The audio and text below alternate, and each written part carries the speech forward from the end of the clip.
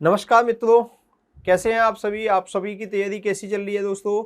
मैं उम्मीद कर रहा हूं कि आप सबकी तैयारी बहुत अच्छी चल रही होगी और अब तो आपका मेंस की एग्ज़ाम नज़दीक आ रही है। तो मुझे लगता है कि आप लोगों ने लगभग एक बार तो सिलेबस को कर लिया होगा और नहीं करा तो आप जल्दी ही कंप्लीट करने की ओर अग्रसर हो रहे होंगे। मेरी सलाह है आपको कि आप जून के महीने को केवल रिवीजन के लिए रखें। जून के मंथ में आप लोग सिलेबस जो है जून से पहले पहले कंप्लीट कर लें। जितना जल्दी आप सिलेबस को कंप्लीट कर लेंगे उतना ही आपको फ़ायदा रहेगा।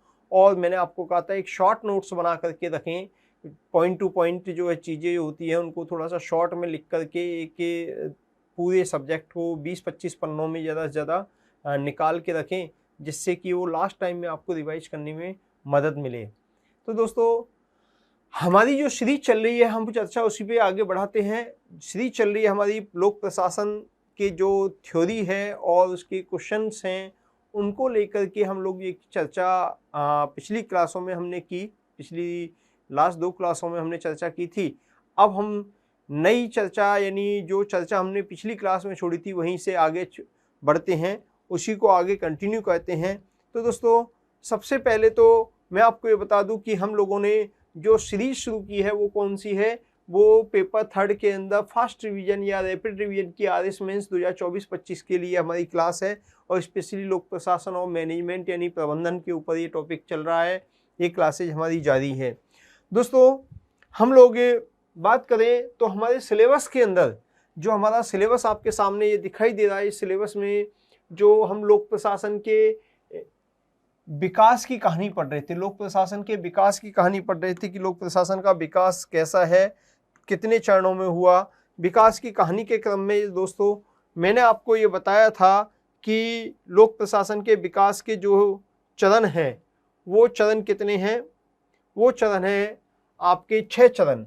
6 चरणों में से हमने पहला चरण विकास का, जो कई सारे चरण थे लोक प्रशासन का विषय के रूप में, विकास के चरण, विकास के जो चरण हैं उनमें हमने सबसे पहले, आप लोगों को याद होगा, 1887 से लेके 1926 तक जो पहला चरण था उसका नाम था राजनीति प्रशासन द्विविभाजन काल। द्विविभाजन काल ये हमने पढ़ लिया था। दूसरे चरण में आप लोगों को याद होगा कि हमने 1927 से लेके 1937 37 तक का जो चरण है, काल है, ये सिद्धांतों का स्वर्णकाल के नाम से जाना जाता है। सिद्धांतों का स्वर्णकाल। किसी शायद पिछली ही एग्जाम में आपके ये क्वेश्चन आया था कि सिद्धांतों का स्वर्णकाल से क्या तात्पर्य है, ये इसमें क्या क्या हुआ था, यानी दूसरे चरण के बारे में आपके एग्जाम में क्वेश्चन पूछा गया था। तीसरा जो चरण है वो था 1938 से लेकर के 1947। ये जो चरण है ये चरण चुनौती का काल कहलाता है। कौन सी? चुनौती का काल। चुनौती का काल कहलाता है। और चौथा चरण जो है चुनौती के काल के बाद में 1948 से लेकर के 1970 तक, ये पहचान की संकट अवस्था का काल कहलाता है। पहचान की संकट अवस्था। पहचान की संकट अवस्था काल कहलाता है। दोस्तों, हम लोगों ने अभी तक जो पढ़ा था कि पहले चरण में वुड्रो विल्सन ने पहली बार ये कहा था कि लोक प्रशासन और राजनीति विज्ञान अलग हैं। उसका समर्थन फ्रैंक गुडनाउ ने, और बाद में इसकी जो पाठ्यपुस्तक का स्थापना की थी या पाठ्यपुस्तक को लिखा था वो था एल.डी. वाइट। तो पहले चरण में मेनली फोकस किया गया कि राजनीति और प्रशासन द्विविभाजन को कैसे बढ़ावा दिया जाए, इसी पर फोकस किया गया। दूसरा जो था, उसके बाद लोक प्रशासन को विज्ञान बनाने के लिए सार्वभौमिक सिद्धांतों की खोज पर बल दिया गया। इसमें सार्वभौमिक सिद्धांतों पर इतना ज्यादा बल दिया गया कि इसको स्वर्ण काल के रूप में भी जाना जाता है। दोस्तों, तीसरे चरण में मैंने आपको ये बताया था कि व्यवहारवादी विचारक आए थे और व्यवहारवादी विचारकों ने यहाँ पर पहले दोनों चरणों की बातों को चुनौती दे दी और चुनौती देते हुए इन्होंने इन पहले दोनों बातों को यानी राजनीति प्रशासन के अलगाव को और शास्त्रीय सिद्धांतों के आधार पर विज्ञान बनाने के दावे का खंडन किया था। खासकर साइमन ने इसका विशेष रूप से खंडन किया था। इसलिए शास्त्रीय विचारकों का या शास्त्रीय विचारधारा का सबसे बड़ा विचारक, सबसे बड़ा जो आलोचक विचारक है उसका नाम है हर्बर्ट साइमन। और हर्बर्ट साइमन ने इसे प्रशासन की कहावतें कह दिया था। अब प्रशासन की कहावतें क्यों कहा था, किस कारण से कहा था, वो सारी बातें मैं आपको डिटेल में जब क्लासेज होती है तो उसमें बहुत अच्छे से एक्सप्लेन करता हूँ। लेकिन अभी हमारे पास समय की सीमा है तो बहुत ज़्यादा हम इसमें डीप में नहीं जा सकते। हम एक रैपिड रिवीजन की क्लास कर रहे हैं, तो रैपिड रिवीजन के संदर्भ में हम चीज़ों को टच करते हुए निकल रहे हैं। यहाँ पर बात कर रहे हैं हम कि सिद्धांतों को चुनौती दी, सिद्धांतों को चुनौती देने का काम मेनली साइमन, और साइमन को सबसे बड़ा व्यवहारवादी विचारक माना जाता है। दोस्तों तीसरे चरण में चुनौती के काल में एक विचारक आए थे। तीसरे चरण की ही बात मैं कर रहा हूं, यहाँ चौथे चरण पर भी चर्चा थोड़ी देर में करेंगे हम। तीसरे चरण में एक विचारक आए थे जिनका नाम था रॉबर्ट डहाल नाम के विचारक आए थे। और रॉबर्ट डहाल नाम के विचारक ने क्या किया कि इन्होंने एक किताब लिखी थी, the making of science, the science of public administration, the science of public administration, sorry, the making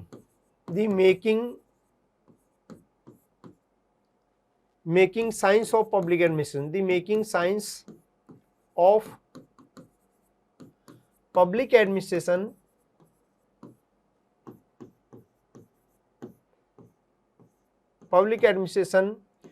three problems नाम से इसने एक किताब लिखी थी, बुक लिखी थी रॉबर्ट डहाल ने, the making of science of public administration, three problems. ये किताब जो है, इस किताब के अंदर इन्होंने 3 समस्याएं बताई। प्रशासन को विज्ञान होने में 3 समस्याएं बताई। पहली तो नैतिक मूल्यों की स्थिति स्पष्ट नहीं होना। जब तक लोक प्रशासन में या प्रशासन में नैतिक मूल्यों की स्पष्ट स्थिति नहीं होगी, स्थिति को स्पष्ट नहीं किया जाएगा, तब तक लोक प्रशासन को विज्ञान नहीं बनाया जा सकता। दूसरी बात, मानवीय व्यवहार जो होता है, मानवीय व्यवहार को प्रिडिक्ट जब तक नहीं किया जाएगा, पूर्वानुमान जब तक नहीं किया जाएगा, तब तक लोक प्रशासन को विज्ञान नहीं बनाया जा सकता। और तीसरी बात जो इम्पोर्टेंट कथन भी है इनका, वो ये है कि जब तक लोक प्रशासन के क्षेत्र में तुलनात्मक आधार पर अध्ययन नहीं किया जाएगा, तब तक लोक प्रशासन के विज्ञान होने का दावा खोखला है। यानी लोक प्रशासन को विज्ञान बनाने के लिए तुलनात्मक आधार पर अध्ययन करना पड़ेगा। यानी विभिन्न देशों की प्रशासनिक व्यवस्थाओं का तुलनात्मक अध्ययन कीजिए। जैसे अपन एग्जाम्पल ले लें, ये यूएसए की प्रशासनिक व्यवस्था है, ये यूके की प्रशासनिक व्यवस्था है, ये इंडिया की प्रशासनिक व्यवस्था है, इसी तरह से चाइना की प्रशासनिक व्यवस्था है। यानी विभिन्न देशों की प्रशासनिक व्यवस्थाओं का आप कंपैरिजन करो, तुलना करो, इसकी संरचनात्मक प्रक्रियात्मक अध्ययन करो, इसकी परिस्थिति के सापेक्ष में तुलनात्मक अध्ययन करो। इससे जब आप अध्ययन करोगे, कंपैरिजन करोगे सब में, तो आप लोगों को जो विविधताएं हैं, जो अंतर है, उनको हटाते जाइए, और जो सब में कॉमन चीजें निकल के आ जाएंगी वो सार्वभौमिक चीजें यानी सार्वभौमिक सिद्धांत के रूप में या सार्वभौमिक तथ्यों के रूप में स्थापित हो जाएंगे। और सार्वभौमिक चीजें या सार्वभौमिक तथ्य या सिद्धांत बन जाएंगे तो लोक प्रशासन को प्रशासनिक विज्ञान बनाया जा सकता है, यानी इसको विज्ञान का दर्जा दिया जा सकता है। तो विज्ञान बनाने के लिए क्या आवश्यक है, इनका तुलनात्मक आधार पर अध्ययन करना आवश्यक है। यानी विभिन्न प्रशासनिक व्यवस्थाओं का तुलनात्मक आधार पर अध्ययन नहीं किया जाएगा, तब तक लोक प्रशासन के विज्ञान होने का दावा खोखला है। ये बात इन्होंने कही है, किन्होंने, रॉबर्ट डहाल साहब ने कही। अब दोस्तों तीसरे चरण में जब पहले दोनों चरणों की बातों को चुनौती मिल गई, पहले दोनों चरणों की बातों को चुनौती तीसरे चरण में मिल गई, तो उसके परिणाम स्वरूप चौथा चरण स्टार्ट होता है, और वो चौथा चरण है पहचान की संकट अवस्था का काल।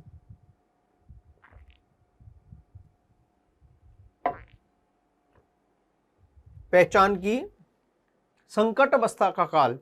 दोस्तों पहचान की संकट अवस्था का काल, आपको ये पता है कि जब पहले दूसरे चरण की बातों को, लोक प्रशासन को पहले चरण में राजनीति से अलग किया, दूसरे चरण में विषय के रूप में विज्ञान बना दिया गया, और तीसरे चरण में पहले दोनों चरणों की बातों को चुनौती दे दी गई, तो फिर चौथा चरण निश्चित रूप से लोक प्रशासन के भविष्य को लेकर के एक संशय पैदा करता है, पहचान की संकट अवस्था को दर्शाता है। यानी लोक प्रशासन के जो भविष्य है, विषय के रूप में उसका भविष्य क्या होगा क्या नहीं होगा, इस पर प्रश्न चिन्ह खड़ा करता है। ये कहता है कि क्या लोक प्रशासन विषय के रूप में स्वतंत्र पहचान रखेगा, क्या लोक प्रशासन राजनीति का हिस्सा रहेगा, यानी इसकी स्वतंत्र पहचान नहीं होगी, या एक सामाजिक विज्ञान के रूप में स्थापित होगा नहीं होगा। ये सारे बहुत सारे क्वेश्चंस माइंड में थी। इन्हीं बातों को लेकर के जो चौथा चरण है वो शुरू होता है, और चौथा चरण पहचान की संकट अवस्था का काल कहलाता है। इस चरण में अधिकांश विचारक जो लोक प्रशासन को अलग विषय मानते थे, वो सारे के सारे विचारक पॉलिटिकल साइंस की ओर लौट गए। उन्होंने मान लिया कि लोक प्रशासन राजनीति विज्ञान का हिस्सा, हमसे गलती हो गई। लेकिन वहां पर उनके साथ सम्मानजनक व्यवहार नहीं हुआ, तो अधिकांश लोगों ने तो मान लिया कि लोक प्रशासन राजनीति अलग नहीं हो सकते। लेकिन कुछ विचारक जो ऊर्जावान विचारक थे, युवा थे, जोशीले थे, उन्होंने कहा कि हम अपमानजनक स्थितियों में नहीं रहेंगे, क्योंकि जो पॉलिटिकल साइंस के विचारक थे, जो पब्लिक एडमिनिस्ट्रेशन के विचारकों से जो वापस लौट करके आए थे, पब्लिक एड के क्षेत्र से लौट करके वापस पॉलिटिकल साइंस की ओर लौटे थे, उनके साथ जो मूलतः पॉलिटिकल के विचारक थे, उन्होंने सम्मानजनक व्यवहार नहीं किया, उनको पूरा एक गरिमापूर्ण व्यवहार नहीं मिला, सम्मान नहीं मिला। तो ऐसे इससे अपमानजनक स्थितियों से हटते हुए वो कहाँ चले गए, वो अलग से इसको अध्ययन करने की ओर आगे बढ़ गए। यानी लोक प्रशासन को पहले शास्त्रीय विचारकों ने या परंपरागत लोक प्रशासन में जो कमियां की थी, उन कमियों को दूर करते हुए इन्होंने अध्ययन करने पे बल दिया। यानी पहले लोक प्रशासन को राजनीति से बिल्कुल अलग कर दिया गया, पहले लोक प्रशासन को राजनीति से बिल्कुल अलग किया गया। ऐसे माना गया कि माना कि ये राजनीति है तो ये क्या है, लोक प्रशासन है। ये बिल्कुल दोनों के बीच में गैप बना दिया, यानी बिल्कुल सीमाएं निर्धारित कर दी। अब इन्होंने क्या किया, और साथ में सबसे बड़ी बात, इन्होंने परिस्थिति सापेक्ष अध्ययन नहीं किया। परिस्थिति सापेक्ष अध्ययन नहीं किया मतलब बाहर की परिस्थितियों का संगठन पर प्रभाव पड़ता या नहीं पड़ता, इस पे इन्होंने ध्यान नहीं दिया। बाहर की परिस्थितियों के सापेक्ष इसका अध्ययन नहीं किया। तो जो गलतियां इन्होंने की, इन्होंने संरचना पे ही ज्यादा ध्यान दिया, प्रक्रिया पे ज्यादा ध्यान नहीं दिया। आप लोगों को ये भी पता होगा कि इन्होंने शास्त्रीय विचारकों ने केवल और केवल संरचना को रीडिजाइन करने पे बल दिया, कर्मचारियों के मोटिवेशन पे ज्यादा ध्यान नहीं दिया, केवल इनको आर्थिक प्राणी माना, पैसा दो काम करवाओ की बात रखी। लेकिन हकीकत बात यह है कि संगठन की संरचना जितनी इंपॉर्टेंट होती है, उससे भी ज्यादा इंपॉर्टेंट क्या होती है, संगठन में काम करने की प्रणाली यानी प्रक्रिया। और संगठन में कार्य करने की जो प्रक्रिया है, इस संगठन में काम करने वाले जो पदाधिकारी हैं, अधिकारी कर्मचारी जो हैं, इनके व्यवहार पे निर्भर करता है। यानी शास्त्रीय विचारकों ने व्यवहारवादी अध्ययन नहीं किया। तो शास्त्रीय विचारकों ने जो व्यवहारवादी अध्ययन नहीं किया, इसी कमी को दूर करते हुए इन्होंने कहा कि हम संरचना पे भी ध्यान देंगे और प्रक्रिया पे भी ध्यान देंगे, कर्मचारियों के व्यवहार का सूक्ष्म वैज्ञानिक और व्यापक रूप से हम अध्ययन करेंगे। अध्ययन करने के साथ साथ अब हम परिस्थिति सापेक्ष अध्ययन करेंगे, लोक प्रशासन को राजनीति के परिप्रेक्ष्य में अध्ययन करेंगे, हम लोग सोशोलॉजी के परिप्रेक्ष्य में अध्ययन करेंगे, समाजशास्त्र के परिप्रेक्ष्य में अध्ययन करेंगे, हम जो है परिस्थिति सापेक्ष इसके अर्थशास्त्र यानी इकोनॉमिक्स के संदर्भ में अध्ययन करेंगे। इन्होंने कहा हम लोग जो हैं इसको मनोविज्ञान के क्षेत्र में, मनोविज्ञान के परिप्रेक्ष्य में अध्ययन करेंगे, हम कानून के रेफरेंस में इसका अध्ययन करेंगे, हम प्रबंधन के जो सिद्धांत है, अवधारणा है, उनके संदर्भ में अध्ययन करेंगे। यानी लोक प्रशासन का अध्ययन अब जो है, जो इंडिपेंडेंट अध्ययन हो रहा था, इंडिपेंडेंट सारे सब्जेक्टों से अलग हटा करके अध्ययन किया जा रहा था, अब परिस्थिति सापेक्ष यानी लोक प्रशासन की आर्थिक परिस्थितियां, सामाजिक परिस्थितियां, राजनीतिक परिस्थितियां, मनोवैज्ञानिक परिस्थितियां, इन परिस्थितियों के सापेक्ष ऐतिहासिक, भौगोलिक, सांस्कृतिक, इन परिस्थितियों के सापेक्ष हम लोक प्रशासन का अध्ययन करेंगे। यानी लोक प्रशासन को अब इंडिपेंडेंट सब्जेक्ट नहीं बनाया जा सकता। तो क्या हुआ, हम इस सब्जेक्ट को विभिन्न सब्जेक्टों का मिला जुला अंतर डिसिप्लिनरी सब्जेक्ट या अंतर अनुशासनात्मक सब्जेक्ट बनाने का प्रयास करेंगे, और इसके लिए इंटरडिसिप्लिनरी अध्ययन करने का प्रयास करेंगे, अंतर अनुशासनात्मक अध्ययन करेंगे। यानी लोक प्रशासन का परिस्थितियों के सापेक्ष अध्ययन करेंगे, राजनीति के परिप्रेक्ष्य में, समाजशास्त्र के परिप्रेक्ष्य में, अर्थशास्त्र के परिप्रेक्ष्य में, मनोविज्ञान के, यानी विभिन्न विषयों के मिले जुले विषय के रूप में इसका अध्ययन करेंगे। इसी को अंतर अनुशासनात्मक अध्ययन कहते हैं। इस प्रकार से इस चौथे चरण में अध्ययन की शुरुआत हुई। इसके परिणाम स्वरूप कई सारी विचारधाराओं का जन्म हुआ। जैसे एक पारिस्थितिकी उपागम आया। एक अवधारणा कौन सी आई? पारिस्थितिकी उपागम। पारिस्थितिकी उपागम पहली अवधारणा अपन मान लेते हैं। पारिस्थितिकी उपागम, पारिस्थितिकी उपागम इस चरण में आया। जैसा कि अभी दिख रहा है यहाँ पर, ये सब क्या है? पारिस्थितियां, यानी लोक प्रशासन पर बाहर की परिस्थितियों का क्या प्रभाव पड़ता है, इसका अध्ययन किया जाएगा। दूसरा, पहले केवल संरचना पे अध्ययन किया जाता था। अब संरचना और प्रक्रिया दोनों का अध्ययन किया जाएगा। संरचना प्रक्रियात्मक अध्ययन, संरचनात्मक प्रक्रियात्मक उपागम को अपनाया जाएगा। दोनों को मिलकर के अध्ययन किया जाएगा, दोनों को महत्व दिया जाएगा। फिर इसके बाद में इन्होंने कहा एक पूरी व्यवस्था के रूप में इसका अध्ययन किया जाएगा। इसी चरण में व्यवस्था उपागम का जन्म हुआ था। इसी चरण में आपको जानकारी होगी कि इसी चरण में फिर तुलनात्मक लोक प्रशासन की अवधारणा का जन्म हुआ। तुलनात्मक लोक प्रशासन की अवधारणा इसी चौथे पांचवें चरण में आई थी। फिर इसके बाद में तुलनात्मक लोक प्रशासन के बाद एक अवधारणा आती है इसी चरण में, विकास प्रशासन, जो कि आपके सिलेबस में स्पेशली भी लिखा हुआ है। उसके बारे में भी चर्चा यहाँ करेंगे। साथ में प्रशासनिक विकास की अवधारणा, प्रशासनिक विकास की अवधारणा पर बल दिया गया। और फिर लोक चयन उपागम, एक चौथा और पॉइंट आया इसमें, एक और पॉइंट आया लोक चयन उपागम, जो कि अर्थशास्त्र के क्षेत्र से लिया गया है। लोक चयन उपागम। दोस्तों, ये विभिन्न जो उपागम हैं, इन उपागमों की शुरुआत होती है।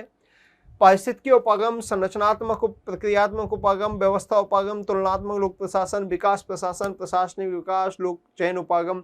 ये बहुत सारी थ्योरीज, बहुत सारी अवधारणाएं जो है चौथे चरण में आई, जो पहचान की संकट अवस्था का काल कहलाता है। इसको अंधकार युग भी कहते हैं। इस चौथे चरण को हम उथल पुथल का काल भी कहते हैं। दोस्तों, यहाँ पर पारिस्थितिकी उपागम का मतलब होता है कि जैसे एक पेड़ होता है, अपन ने मान लिया कि कोई पेड़ है, कोई पौधा है।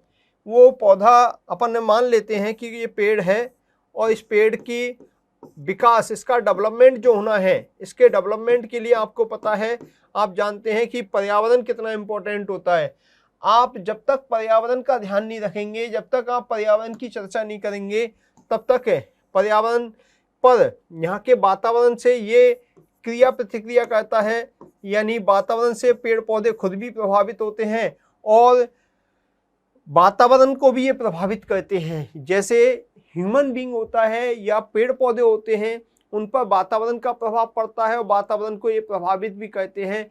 तो सेम अवधारणा, यानी आपस में एक्सचेंज करने की, चीज़ों को आदान प्रदान करने की जो अवधारणा है पर्यावरण के साथ में जीवों की, सजीवों की, इसी को पारिस्थितिकी उपागम के रूप में जाना जाता है। जीव विज्ञान से ली गई अवधारणा है। ये जिस तरह से एक पेड़ पौधे या इंसान या सजीव जो होते हैं, उन पर वातावरण का प्रभाव पड़ता, पर्यावरण का प्रभाव पड़ता है और ये पर्यावरण को प्रभावित करते हैं, ऐसे ही संगठन पर भी वातावरण का या पर्यावरण का प्रभाव पड़ता है। इनका वातावरण क्या है? वहाँ की राजनीतिक परिस्थितियाँ, वहाँ की सामाजिक परिस्थितियाँ, वहाँ की सांस्कृतिक परिस्थितियाँ, वहाँ की धार्मिक परिस्थितियाँ, वहाँ की आर्थिक स्थितियाँ, वहाँ के मनोवैज्ञानिक दशाएं, वहाँ के भौगोलिक स्थितियाँ, यानी आप जितने भी आसपास का कल्चर है, सारी चीज़ें, परिस्थितियाँ हैं, इकोसिस्टम है, उन सब का प्रशासन पर प्रभाव पड़ता है। अगर समाज में राजनीति, समाज में भ्रष्टाचार को मौन स्वीकृति दे रखी है, राजनीति में भ्रष्टाचार है, तो प्रशासन ईमानदार नहीं हो सकता।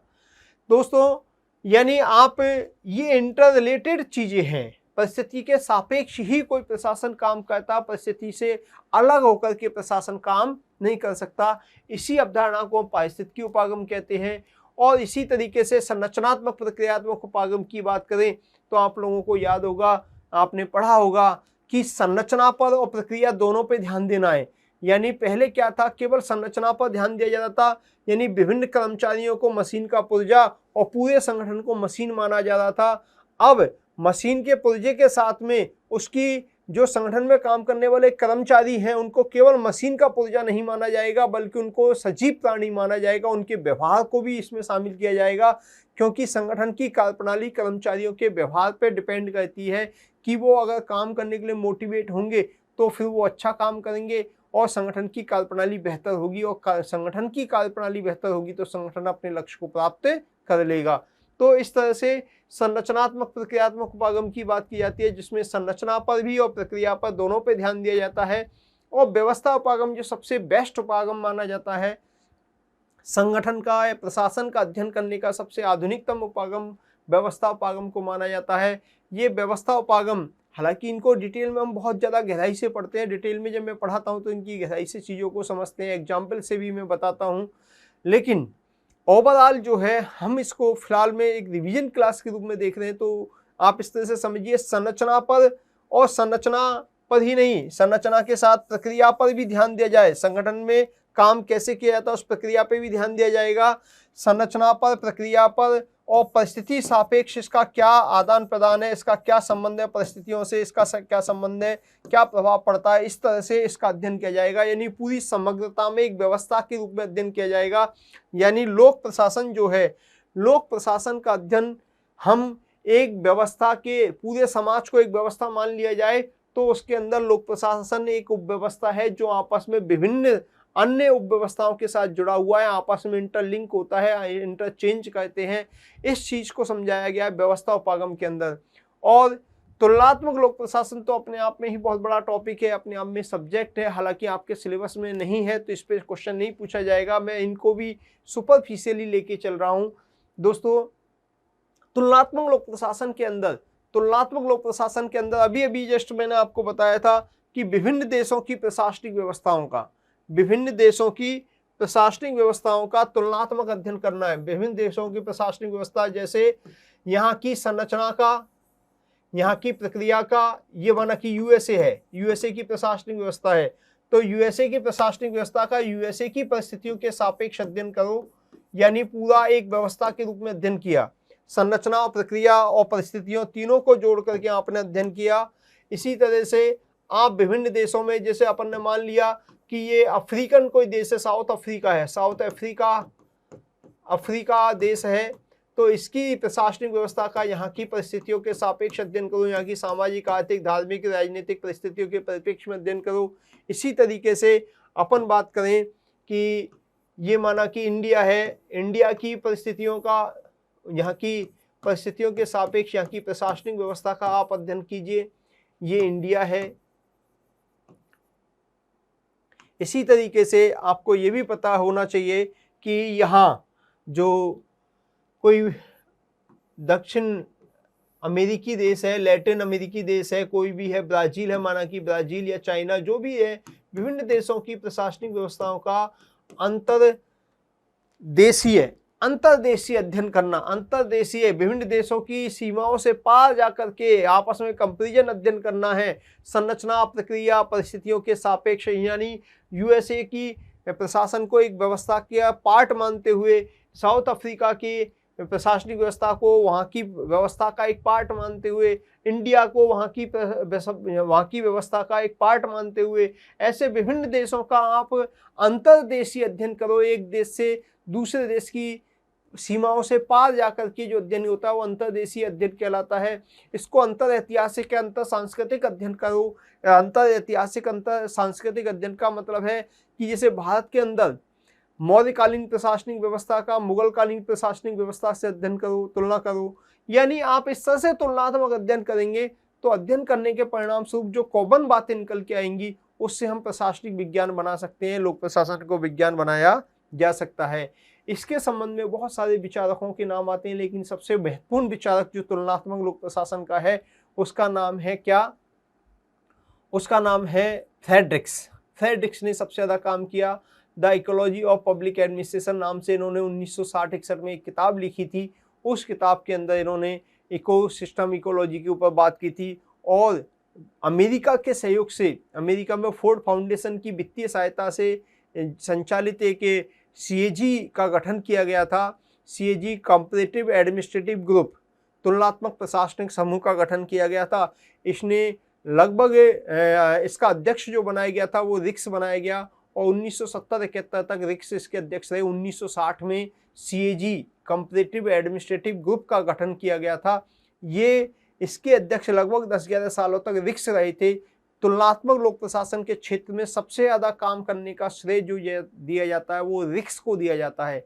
रिक्स तुलनात्मक लोक प्रशासन के जनक या पिता माने जाते हैं। तुलनात्मक लोक प्रशासन जो है ये अपने आप में विभिन्न देशों की प्रशासनिक व्यवस्थाओं का तुलनात्मक अध्ययन करते हुए और सार्वभौमिक निष्कर्षों की खोज करने का प्रयास किया गया। साथ में विकासशील देश या नव स्वाधीन देश थे जो सेकेंड वर्ल्ड वॉर के बाद आज़ाद हुए थे, उनकी प्रशासनिक व्यवस्था को बेहतर बनाने के लिए, वहाँ पर आधारभूत संरचनाएं स्थापित करने के लिए विकसित देशों के और यूएनओ के द्वारा जो दी जा रही आर्थिक सहायताएं हैं, उन आर्थिक सहायताओं को प्रदान करने में मदद देने के लिए ये विभिन्न देशों का तुलनात्मक अध्ययन करने के लिए सीएजी का गठन किया गया था। और सेकेंड वर्ल्ड वॉर के बाद में ही सीएजी यानी तुलनात्मक लोक प्रशासन का जन्म हुआ और तुलनात्मक लोक प्रशासन का जन्म के साथ में विकास प्रशासन की अवधारणा भी इसी के साथ जुड़ी हुई है। ये भी विकासशील देशों के प्रशासन का अध्ययन करने के संदर्भ में बात की जाती है। दोस्तों, रिक्स नाम का जो विचारक था उसने तुलनात्मक रूप से विभिन्न देशों की प्रशासनिक व्यवस्थाओं का अध्ययन करने के लिए बहुत सारे मॉडल दिए। एग्रेरिया इंडस्ट्रिया मॉडल, यानी पूरे विश्व को इन्होंने एग्रीकल्चर बेस्ड इंडस्ट्री और इंडस्ट्री बेस्ड इकोनॉमी में डिवाइड किया। यानी जो देश हैं विश्व के उनको दो भागों में बांटा। एक वे देश जो जिनकी अर्थव्यवस्था कृषि प्रधान है और एक वे देश जिनकी अर्थव्यवस्था औद्योगिक अर्थव्यवस्था है। ऐसे देशों का यानी विकसित देश और गरीब देश, इन दो भागों में पूरे विश्व को बांटा और बांट करके उनका कंपेरिजन किया, उनकी प्रशासनिक व्यवस्थाओं का तुलनात्मक अध्ययन किया। 1956 में ये किया। 1957 में इसमें संशोधन करके उन्होंने विश्व को 3 भागों में बांटा। एक तो विकसित देश इंडस्ट्री बेस्ड, एक गरीब देश जो कि पूरी तरह एग्रीकल्चर बेस्ड है, और एक ट्रांजिशन फेज के देश थे विकासशील देश, थर्ड वर्ल्ड वाले देश, जहाँ पर कि ट्रांजिशिया यानी पार्श्वीय स्थिति है, प्रिजमीय स्थिति है, ट्रांजिशिया फेज से गुजर रहे हैं, यानी मिश्रित अर्थव्यवस्था वाले कृषि और औद्योगिक दोनों का मिश्रण यहाँ पे पाया जाता है। ये सारी बातें आप लोगों के लिए जब हम तुलनात्मक लोक प्रशासन को डिस्कस करते हैं और उसको गहराई से पढ़ते हैं, तब जाके इनको गहराई से हम मॉडल्स को पढ़ते हैं। इसके अलावा साला मॉडल है, बाजार कैंटीन व्यवस्था होती है, ये कई सारी चीज़ें हैं जो तुलनात्मक लोक प्रशासन के अंदर आती हैं। आपके सिलेबस में नहीं है, इसलिए हम उस पर ज़्यादा चर्चा नहीं कर रहे हैं। अब हम बात करते हैं दोस्तों कि ये तुलनात्मक लोक प्रशासन के अलावा जो आपके सिलेबस में है विकास प्रशासन। विकास प्रशासन की अवधारणा का जो जन्म है, मैं यहीं पे आपको विकास प्रशासन के बारे में शॉर्ट में बता रहा हूँ आराम से, कि विकास प्रशासन जो है बहुत ही सामान्य सी अवधारणा है। विकासशील देशों का प्रशासनिक व्यवस्था, जो विकासशील देशों के अंदर जो थर्ड वर्ल्ड वाले देश हैं, जो 1945 में जब यूएनओ की स्थापना हुई और सेकेंड वर्ल्ड वॉर समाप्त हुआ, तो उसके पश्चात जो बहुत सारे नव स्वाधीन राष्ट्र थे जो यूरोपीय देशों के पहले उपनिवेश होते थे, वो आज़ाद हुए। और उनके आज़ाद होने के पश्चात जो नव स्वाधीन देशों में जो वहाँ की लोकतांत्रिक सरकारों का गठन किया गया और वहाँ पर इंफ्रास्ट्रक्चर डेवलप करने के लिए विदेशी सहायता अमेरिका और यूएनओ के द्वारा बहुत सारे देशों ने जो भारत को या दूसरे देशों को, नव स्वाधीन देशों को मदद दी थी, उस मदद को सही हाथों में पहुंचाना, उसका जो वास्तविक रिजल्ट निकले, इसके लिए विकासशील देशों के प्रशासनिक व्यवस्था का अध्ययन करने के लिए यहाँ पर विकास प्रशासन की अवधारणा का जन्म हुआ था। विकास प्रशासन बेसिकली, विकास प्रशासन शब्द यूएल गोस्वामी के द्वारा दिया गया। हालांकि इसको बहुत सारे पाश्चात्य विचारक जो है इसको भारतीय विचारक यूएल गोस्वामी को श्रेय नहीं देते, वो डोनाल्ड सी स्टोन को इसका श्रेय देते हैं कि ये शब्द उन्होंने दिया था। लेकिन विकास प्रशासन का जनक जो माना जाता है वो जॉर्ज गेंट को माना जाता है। उनकी किताब है development administration concept goals and method, 1979 में लिखी थी। दोस्तों, विकास प्रशासन का जो सबसे प्रमुख विचारक था वो एडवर्ड वाइडनर था। कौन था? एडवर्ड वाइडनर। एडवर्ड वाइडनर के अलावा रिक्स ने भी विकास प्रशासन के क्षेत्र में बहुत काम किया। मोंटगोमरी, ला प्लम्बोरा, बहुत सारे विचारक हैं जिन्होंने विकास प्रशासन के क्षेत्र में काम किया। विकास प्रशासन को बिल्कुल सिंपल भाषा में, सिंपल तरीके से अगर मैं समझाऊं तो हम कह सकते हैं कि प्रशासन के द्वारा समाज में सामाजिक, आर्थिक, राजनीतिक परिवर्तन लाने की जो भी गतिविधियां, जो भी क्रियाकलाप किए जाते हैं, वो सब विकास प्रशासन में आते हैं। यानी प्रशासन के द्वारा विकासशील देशों के प्रशासन कि लोक कल्याणकारी गतिविधियां जो भी होती हैं, जो कि समाज में वहाँ के लोगों का जीवन स्तर को बेहतर बनाने के लिए है, सामाजिक, आर्थिक, राजनीतिक, नैतिक हर तरह का परिवर्तन लाने के प्रयास जो किए जा रहे हैं, विभिन्न योजनाओं को संचालित किया जा रहा है, उन विभिन्न योजनाओं से संचालित करने वाला जो प्रशासनिक तंत्र है, मशीनरी है, वो सब कुछ मिला करके उनके क्रियाकलाप, गतिविधियां, संरचना सब कुछ मिला करके हम विकास प्रशासन कह सकते हैं। विकास प्रशासन को परिभाषित करते हुए एडवर्ड वाइडनर जो सबसे बड़ा भाष्यकार था विकास प्रशासन का, उन्होंने कहा कि विकास प्रशासन क्या है, लक्ष्योन्मुखी प्रशासन है। लक्ष्य को केंद्रित करके प्रयास किया जाता है कि समाज में सामाजिक आर्थिक उत्थान लाना है। कार्योन्मुखी, कार्य को अपने 24 घंटे अपने काम पे ही फोकस रखते हैं, वर्क पर ही फोकस किया जाता है। परिवर्तनोन्मुखी, परिवर्तन, समाज में परिवर्तन लाना, हर तरह का परिवर्तन लाना, सामाजिक, आर्थिक, राजनीतिक हर तरह का परिवर्तन लाना, जीवन स्तर को लोगों के को बेहतर बनाना है। यहाँ पर समयोन्मुखी, सेवाएं समय पे प्राप्त हो। परिवर्तनोन्मुखी, डायनेमिक प्रशासन होना चाहिए। और लक्ष्योन्मुखी, कार्योन्मुखी, परिवर्तनोन्मुखी, समयोन्मुखी, सेवाएं समय पे प्राप्त होनी चाहिए।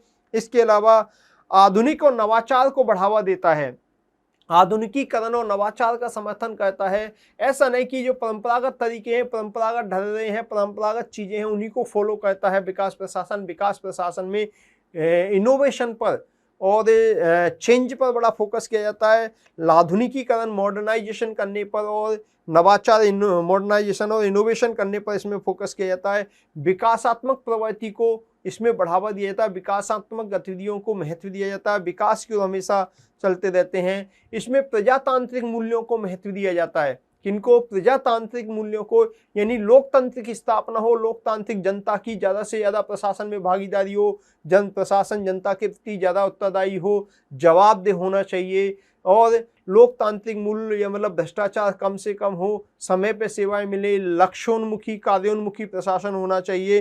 प्रशासनिक कार्य कुशलता को बढ़ाने पे बहुत ज़्यादा फोकस किया जाता है। इसके अंदर नौकरशाही की बुराइयां जो होती हैं, उन बुराइयों को भी दूर करने पर फोकस किया जाता है। यानी ऐसा प्रशासन जो जनता की सेवा के लिए, पब्लिक के वेलफेयर के लिए हम दिनों रात अपना पूरा तन मन धन से काम करे, प्रयास करे, ऐसे प्रशासन को ही हम विकास प्रशासन कहते हैं। डोनाल्ड सी स्टोन ने 4P सिद्धांत दिया है विकास प्रशासन के संबंध में। 4P सिद्धांत दिया डोनाल्ड सी स्टोन ने। डोनाल्ड सी स्टोन क्या कहते हैं? 4P सिद्धांत के अंदर डोनाल्ड सी स्टोन ने 4P सिद्धांत दिया। 4P, डोनाल्ड सी स्टोन ने विकास प्रशासन के संबंध में 4P सिद्धांत दिया, जिसमें 4P यानी विकास प्रशासन के अंदर पॉलिसी पर फोकस किया जाता है। किस पर फोकस किया जाता है?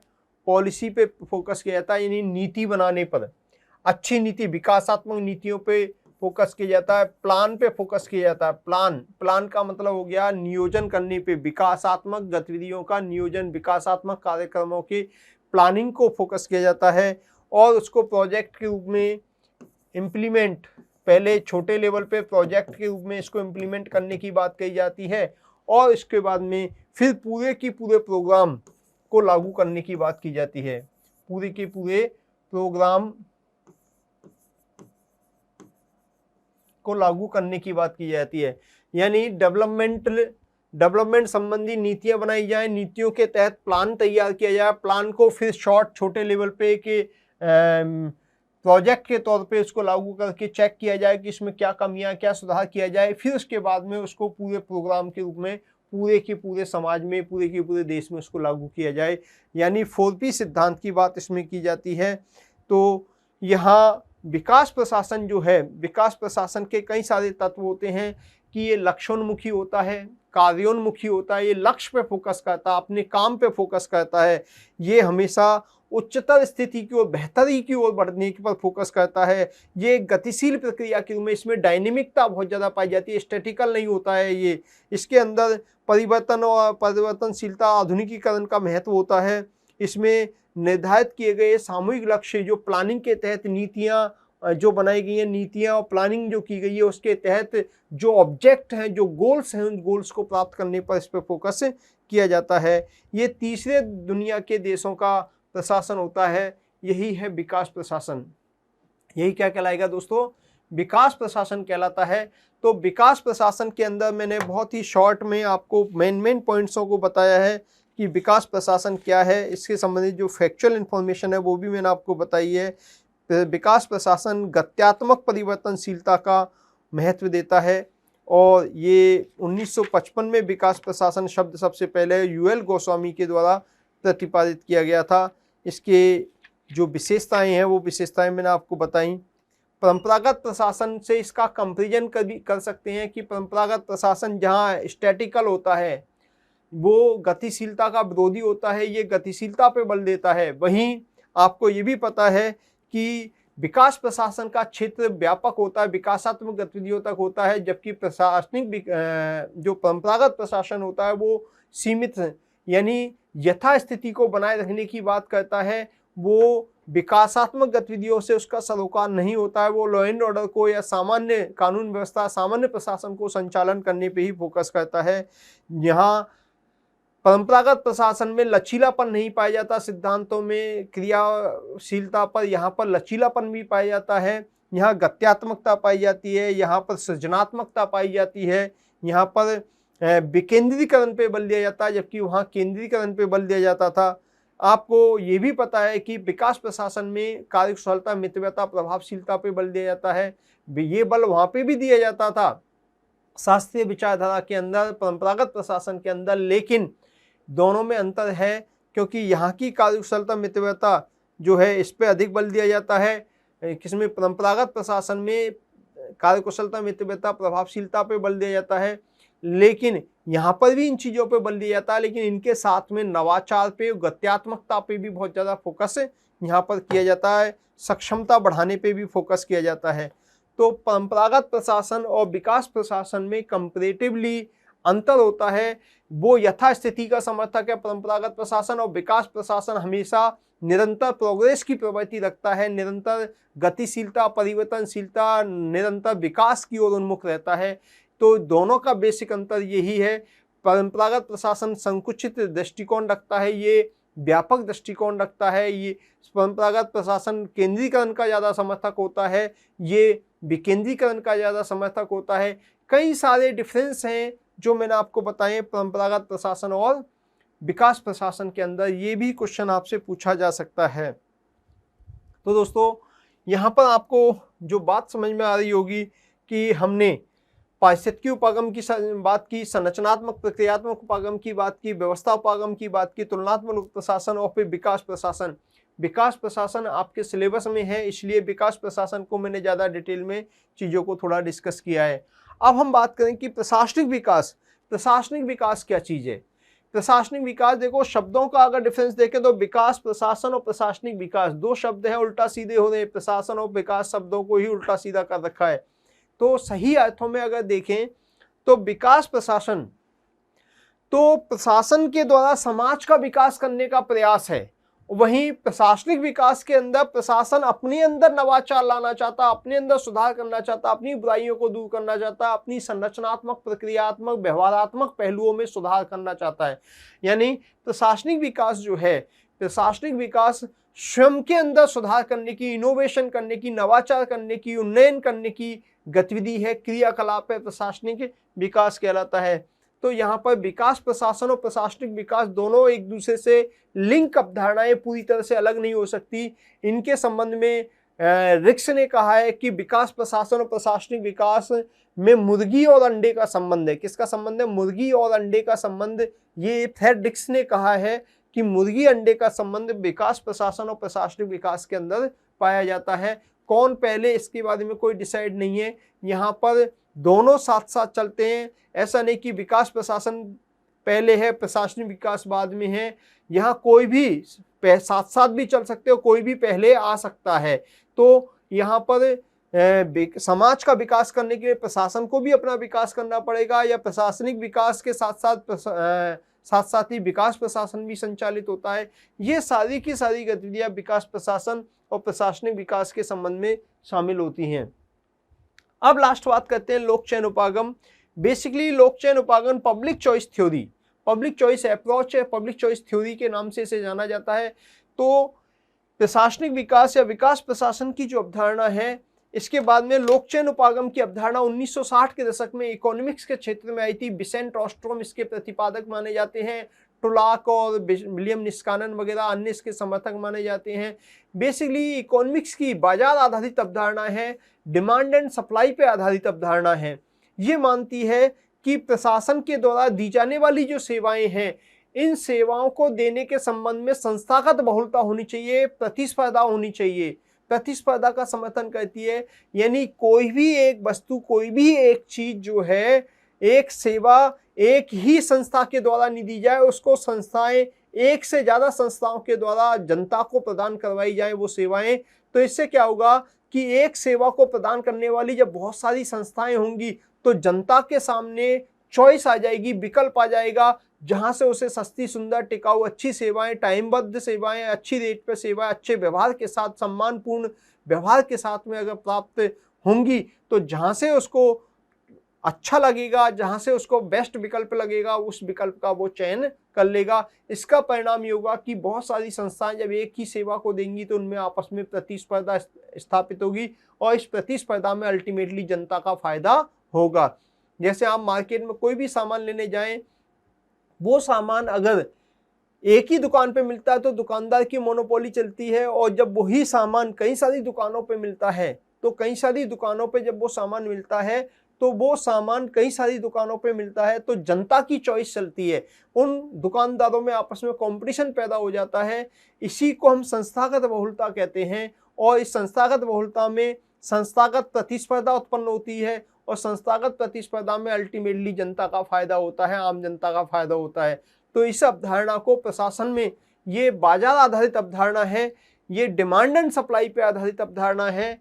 सप्लाई ज़्यादा है, डिमांड कम है तो जनता की चॉइस होगी, और डिमांड ज़्यादा है, सप्लाई कम है तो दुकानदारों की दिक्कत, दुकानदारों की मनमर्जी चलेगी। तो ऐसी स्थिति में यहाँ पर ये कहते हैं कि संस्थागत बहुलता लाई जाए, जनता को चॉइस दी जाए, संस्थागत प्रतिस्पर्धा स्थापित की जाए, जिससे कि जनता को सस्ती, सुंदर, टिकाऊ, समयबद्ध सेवाएं और सम्मानपूर्वक व्यवहार के साथ में प्राप्त होवें। इस अवधारणा को लोक चयन उपागम, पब्लिक चॉइस थ्योरी कहते हैं। पब्लिक को चॉइस प्रदान की जाए, जनता को क्या प्रदान की जाए, चॉइस प्रदान की जाए, ये लोक चयन उपागम के अंतर्गत शामिल होता है। दोस्तों, ये सारी बातें जो हैं चौथे चरण में आई। चौथा चरण काफ़ी बड़ा चरण है, इंपॉर्टेंट चरण है। इसमें बहुत सारी थ्योरीज, बहुत सारी विचारधाराएं, अवधारणाएं डेवलप होती हैं। इन डेवलप अवधारणाओं में से आपको विकास प्रशासन टॉपिक आपके सिलेबस में है, तो उसको भी मैंने आपको डिस्कस कर लिया है यहाँ पे मोटे तौर पे। अब चौथे चरण में जब ये सारी बातें हुई तो इसके बाद में चरण स्टार्ट होता है कौन सा, पांचवा चरण। कौन सा चरण स्टार्ट होता है दोस्तों, पांचवा चरण शुरू होता है, और पांचवा चरण नवीन लोक प्रशासन का काल कहलाता है। कौन सा, नवीन लोक प्रशासन का काल कहलाता है।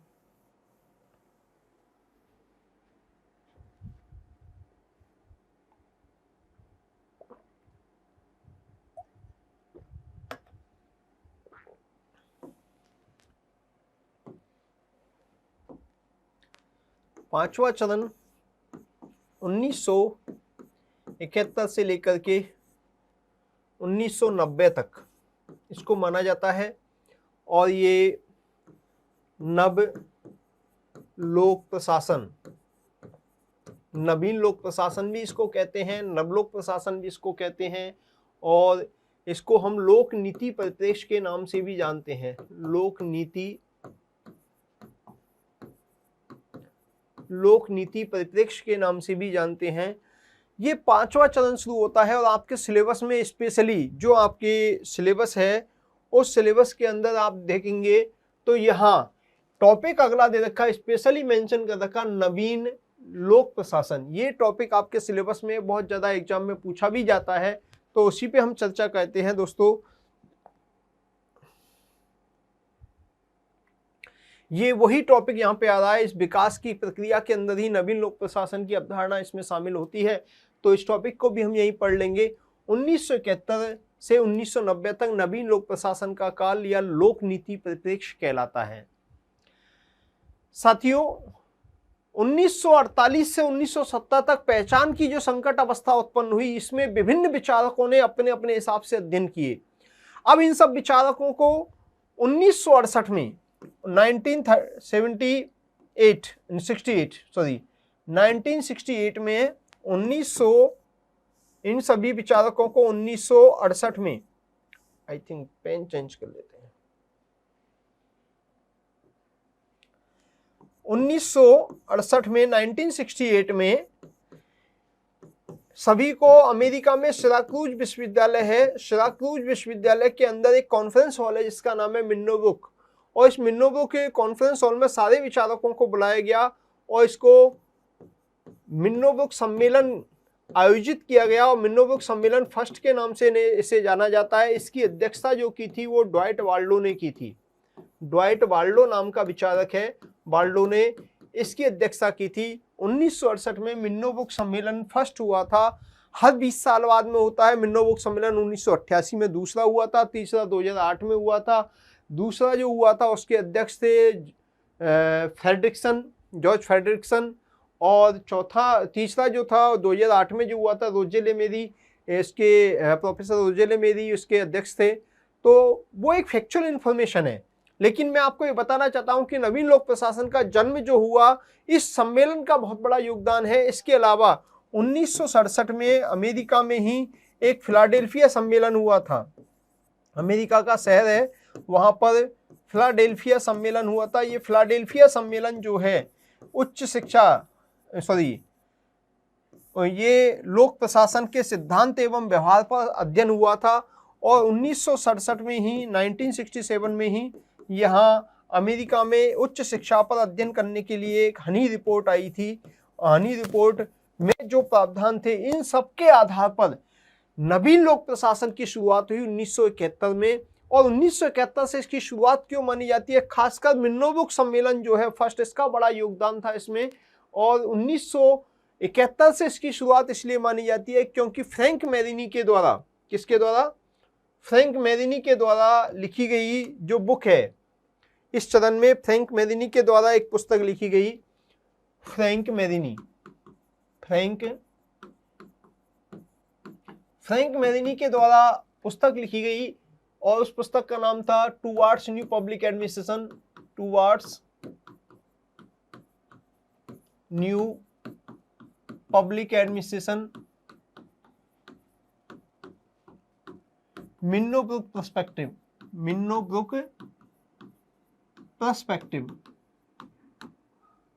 और इसी टाइम पे ड्वाइट वाल्डो ने भी इसी साल 1971 में ही इसने लिखी थी और 1971 में ही इन्होंने भी लिखी थी। और ड्वाइट वाल्डो के द्वारा बुक लिखी गई थी public administration in A time of turbulence, public administration in A time of turbulence, उथल पुथल के काल में लोक प्रशासन।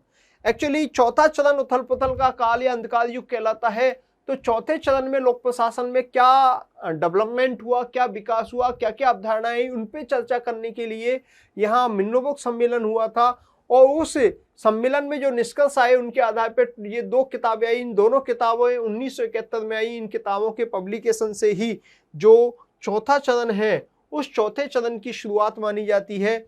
ये चौथा चरण नवीन लोक प्रशासन कहलाता है। और नवीन लोक प्रशासन जो है ये परंपरागत लोक प्रशासन से अलग था। ये परंपरागत लोक प्रशासन से अलग था। इसमें कुछ नयापन था, इसमें कुछ नई बातें थी जो परंपरागत लोक प्रशासन से अलग थी।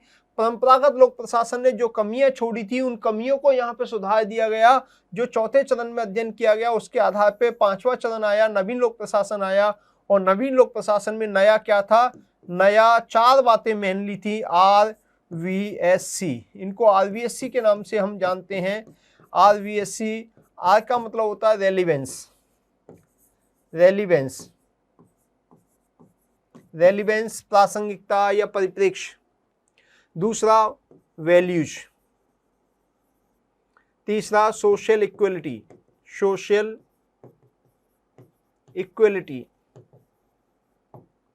और चेंज।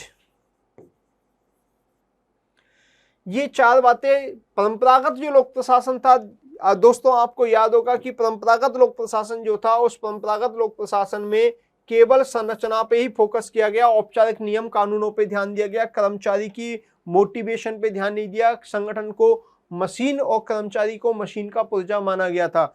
लेकिन दोनों में यहाँ पर जो चौथा चरण था, चौथे चरण में इन्होंने, आपको ये भी ध्यान होना चाहिए कि परंपरागत लोक प्रशासन में संगठन को बंद व्यवस्था माना गया था, खुली व्यवस्था नहीं माना गया था, परिस्थिति सापेक्ष अध्ययन नहीं किया गया था, राजनीति से बिल्कुल इसको अलग करके अध्ययन किया गया था। अब इसका परिस्थिति सापेक्ष अध्ययन करने पे बल दिया गया। परिस्थिति सापेक्ष अध्ययन करने का मतलब हुआ कि यहाँ पर इसको अब परिस्थिति के सापेक्ष जोड़ दिया गया, यानी लोक प्रशासन को राजनीति के परिप्रेक्ष्य में अध्ययन किया जाएगा, यानी वापस राजनीति से इसका संबंध जोड़ दिया गया। राजनीति के परिप्रेक्ष्य में लोक प्रशासन का हमेशा अध्ययन किया जाएगा, इसलिए इस चरण का नाम लोक नीति परिप्रेक्ष्य भी पड़ा, यानी लोक नीति के रेफरेंस में ही लोक प्रशासन का अध्ययन किया जाएगा, इसलिए लोक नीति परिप्रेक्ष्य भी इसका नाम पड़ा। और साथ में इन्होंने परिस्थिति सापेक्ष अध्ययन यानी राजनीति के परिप्रेक्ष्य में, सोशोलॉजी के परिप्रेक्ष्य में, इकोनॉमिक्स के परिप्रेक्ष्य में, या मनोविज्ञान के परिप्रेक्ष्य में, मैनेजमेंट के परिप्रेक्ष्य में, साइकोलॉजी के परिप्रेक्ष्य, बहुत सारे जितने भी विषय हैं उन सारे विषयों के परिप्रेक्ष्य में इसका अध्ययन करने की बात की गई, इंटरडिसिप्लिनरी अध्ययन करने की बात की गई थी जो चौथे चरण में। उसी के आधार पर अब लोक प्रशासन को ये मान लिया गया कि लोक प्रशासन स्वतंत्र विषय नहीं है, बंद व्यवस्था नहीं है, बल्कि खुली व्यवस्था है, और ये इंटरडिसिप्लिनरी सब्जेक्ट हो गया है, अंतर अनुशासनात्मक विषय के रूप में, एक सामाजिक विज्ञान के रूप में स्थापित कर दिया गया, इसकी घोषणा कर दी गई। यानी लोक प्रशासन को रेलिवेंस यानी परिप्रेक्ष्य के सापेक्ष ही अध्ययन किया जाएगा, परिप्रेक्ष्य में ही अध्ययन किया जाएगा, इंडिपेंडेंट सब्जेक्ट के रूप में इसका अध्ययन नहीं किया जाएगा।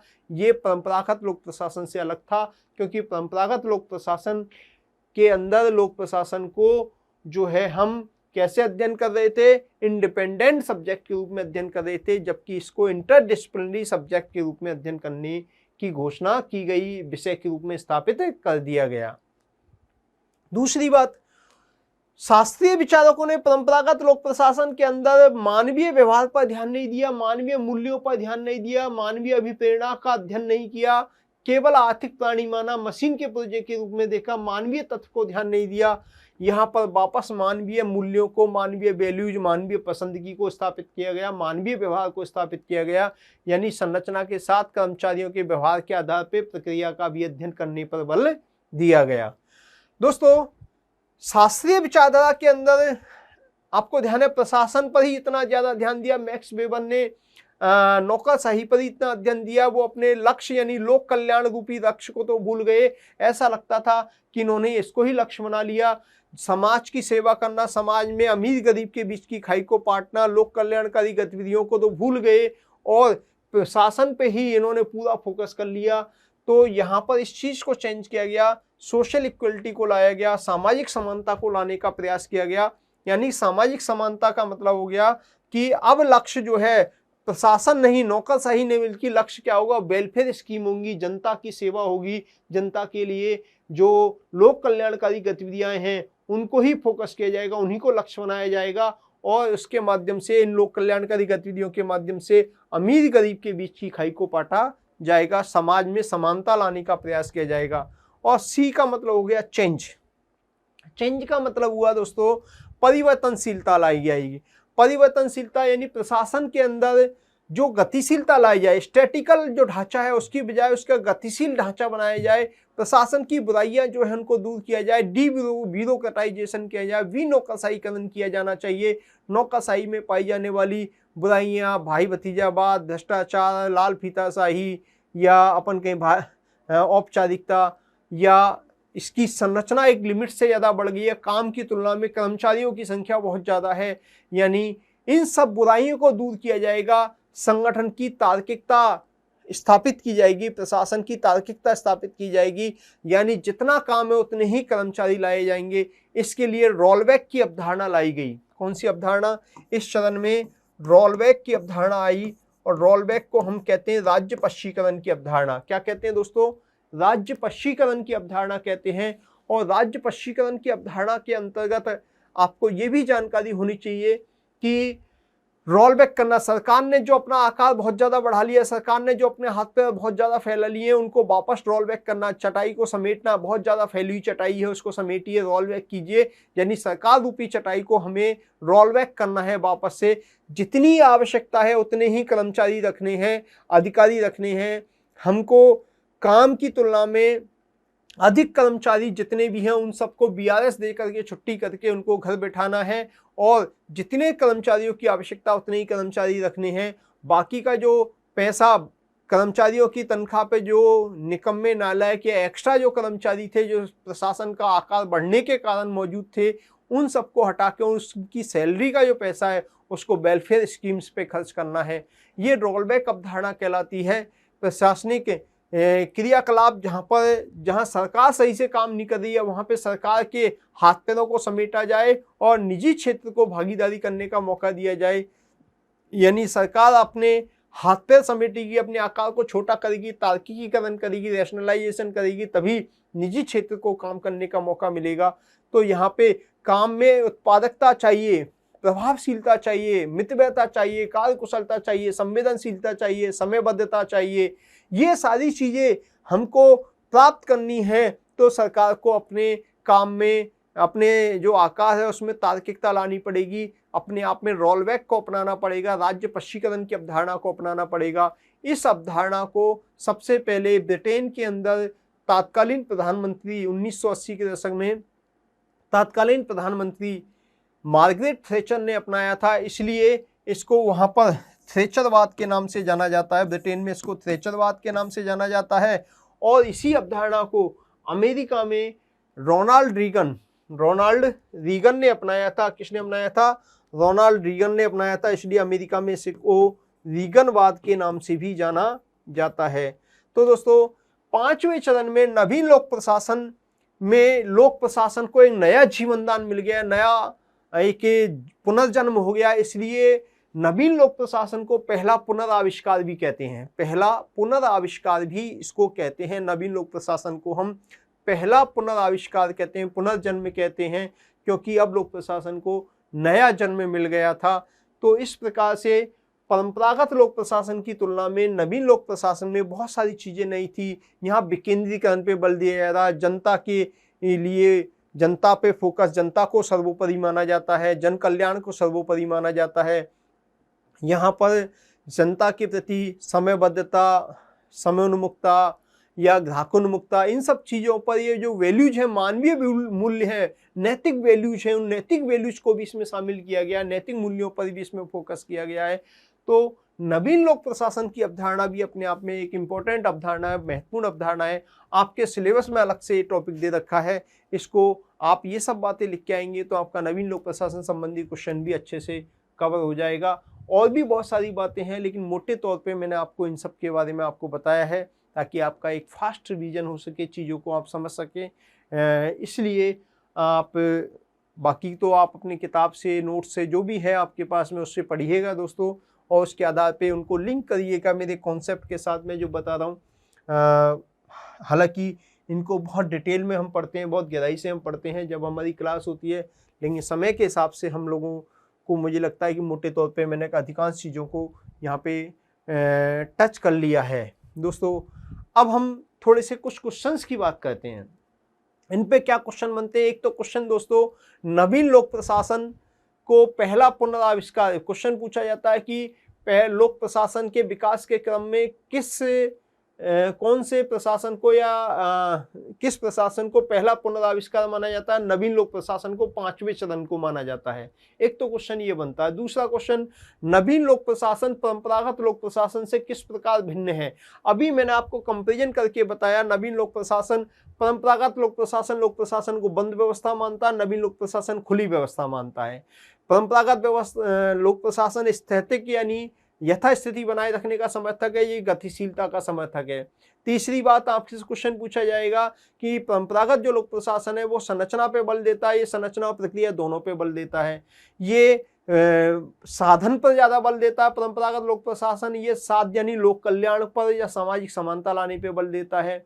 नेक्स्ट कहिएगा कि परिस्थिति सापेक्ष अध्ययन नहीं करता, ये परिस्थिति सापेक्ष अध्ययन करता है। आप ऐसे करके बहुत सारे कंपैरिजन कर सकते हैं, यानी परंपरागत लोक प्रशासन की तुलना में RVSC ये 4 बातें महत्वपूर्ण हैं जो कि परंपरागत लोक प्रशासन में नहीं है, और ये शास्त्रीय प्रशासन में परंपरागत लोक प्रशासन या शास्त्रीय प्रशासन में नहीं है, बल्कि ये किसमें है, नवीन लोक प्रशासन के अंदर पाई जाती है। ये रोल बैक पे बल देता है, वो रोल बैक पे बल नहीं देता। बी नौकरशाहीकरण की बात वो नहीं करता, यहाँ पर बी नौकरशाहीकरण की बात कही जाती है। तो इस प्रकार से ये जो है कंपैरिजन है, आप कंपैरिजन कर सकते हैं। तो नवीन लोक प्रशासन के मूल्य कौन से हैं, नवीन लोक प्रशासन की विशेषताएं क्या हैं, इस तरह के क्वेश्चन आते हैं, वो आप यहाँ पे जवाब दे सकते हैं।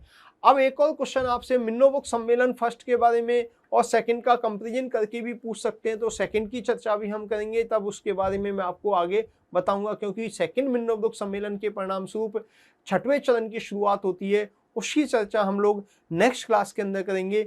लेकिन जो और क्वेश्चन क्या बनते हैं, तो एक तो ये पूछा जाएगा थ्रेचरवाद क्या है, रीगनवाद क्या है, रोलबैक क्या होता है, राज्य पश्चीकरण क्या होता है, ये सारी बातें आपसे पूछी जा सकती हैं, ये एग्जाम में आपसे क्वेश्चन पूछे जाते हैं, तो आपको इसका जवाब दे देना है। दोस्तों दूसरी बात, आपसे लोक चयनोपागम क्या है उसके बारे में क्वेश्चन पूछा जा सकता है, आपसे तुलनात्मक लोक प्रशासन के बारे में क्वेश्चन पूछा जा सकता है, विकास प्रशासन पर आपसे क्वेश्चन पूछा ही जाता है, आपके सिलेबस में है अलग से। विकास प्रशासन के अंदर आपसे विकास प्रशासन से क्या तात्पर्य है, विकास प्रशासन शब्द किसने दिया, विकास प्रशासन शब्द, विकास प्रशासन की प्रमुख विशेषता या लक्षणों को बताइए। 4P, विकास प्रशासन में 4P से क्या तात्पर्य है, अभी मैंने आपको 4P डोनाल्ड सी स्टोन ने जो बताया था, policy, plan, programme and plan, project and programme, तो ये जो आपको बताए ये चारों जो है 4P के अंदर आते हैं। ये इस तरह से आप बता सकते हैं कि क्या क्या विशेषताएं, इसमें क्या सुधार, विकास प्रशासन परंपरागत प्रशासन से किस प्रकार भिन्न है, इस तरह के क्वेश्चंस आपसे आते हैं। जो क्वेश्चंस मैंने ऑलरेडी उनके जवाब उन्हीं क्वेश्चनों को ध्यान में रखते हुए आपको कंपैरिजन करके मैंने चीज़ों को बता दिया है। तो मैं समझता हूं कि आप लोगों को नवीन लोक प्रशासन और विकास प्रशासन की बात भी समझ में आ गई होगी, और साथ में चौथा 5वें सदन की बात भी आपको क्लियर हो गई होगी, अच्छे से समझ में आ गई होगी।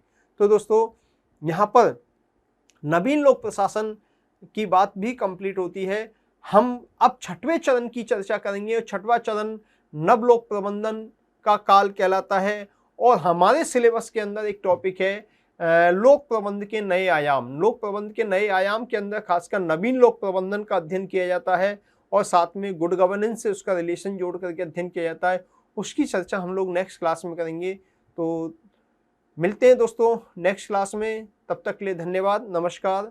मैं उम्मीद कर रहा हूँ कि आपको क्लासेस समझ में आ रही होगी, रिवीजन हो रहा होगा, रैपिड रिवीजन है, फास्ट रिवीजन है। हालांकि जो स्टूडेंट्स कभी मेरे से नहीं जुड़े, नहीं पढ़े, उनके लिए थोड़ा सा अजीब सा भी लग रहा होगा कि यार बहुत डीप या बहुत ज़्यादा उलझा हुआ कंसेप्ट बता रहे हैं, लेकिन हकीकत बात यह है कि उलझे हुए नहीं है। आपने अगर ठीक से सब्जेक्ट को पढ़ा है तो आपको चीज़ें समझ में आएंगी, लिंक समझ में आएगा, और आपने अगर सारी थ्योरीज को अच्छे से पढ़ रखा, सारे विचारकों को अच्छे से पढ़ रखा है, तो आपको ये उद्भव विकास की कहानी भी आसानी से समझ में आ जाती है। तो दोस्तों थोड़ा सा आप अपनी स्टडी को अपने अकॉर्डिंग करें, मैं अब इसमें ज़्यादा चेंज नहीं करवाऊँगा, क्योंकि आपने जहाँ से पढ़ा, जैसे पढ़ा, उसी को कंटिन्यू करें। मेरे अकॉर्डिंग या बहुत ज़्यादा चेंज करने की ज़रूरत नहीं है, क्योंकि अब वो टाइम नहीं है कि आप चेंज कर पाएँ चीज़ों को।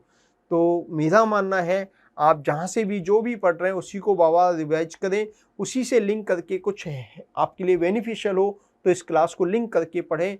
और अगर नहीं आ रहा है तो मैं बिल्कुल स्पष्ट रूप से कहता हूँ कि आपको अगर इस क्लास से बेनिफिट हो रहा है, रिवीजन हो रहा है, कॉन्फिडेंस आ रहा है, तो ही कंटिन्यू करें, नहीं तो भली से आप इस क्लास को भी बंद कर सकते हैं। मैं स्पष्ट रूप से कहता हूँ, क्योंकि आपका हित सर्वोपरि है दोस्तों। यहाँ पर नेक्स्ट क्लास के अंदर, क्योंकि ये बहुत ज़्यादा हैवी हो जाएगा, इसलिए मैं टुकड़ों में चीज़ों को लेकर के आ रहा हूँ। तो नेक्स्ट क्लास में मैं वापस 6वें चरण की, वो भी बहुत इंपॉर्टेंट टॉपिक है, वो आपके एग्जाम में आता है।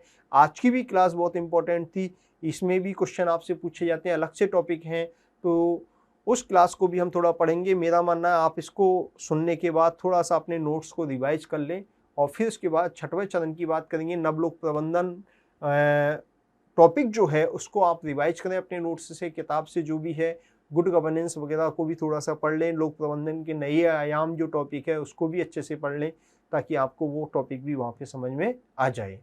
तो मिलते हैं दोस्तों नेक्स्ट क्लास के अंदर, तब तक के लिए धन्यवाद, नमस्कार।